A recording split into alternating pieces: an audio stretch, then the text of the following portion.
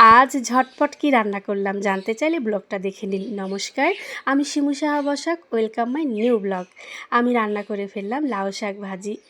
এই সময়টা মানে গরমকালের সিজনটাতে যে কোনো শাক ভাজা, যে কোনো ভাজা দিয়ে কাসুন্দি দিয়ে খেতে খুব ভালো লাগে। তাই তো আমরা এই সময়টাতে কাসুন্দি দিয়ে সব সময় খেয়ে থাকি।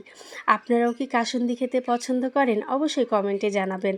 তবে কাসুন্দির বোতলটা নিয়ে আসতে মনে নেই, পরে নিয়ে আসবো খাওয়ার টাইমে। আর তার সাথে করেছি দেশি নদীর ট্যাংরা মাছ দিয়ে, ছোট বড় মিশানো ট্যাংরা মাছ দিয়ে আলু দিয়ে মাখা মাখা একটা চচ্চড়ি।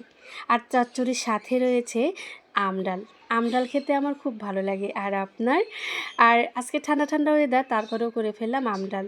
আর সাথে করেছি দেশি চিকেনের পাতলা ঝোল। চিকেন দিয়ে পাতলা ঝোল করুন আর কষা করুন দেশিটা দিয়ে, খুবই ভালো লাগে।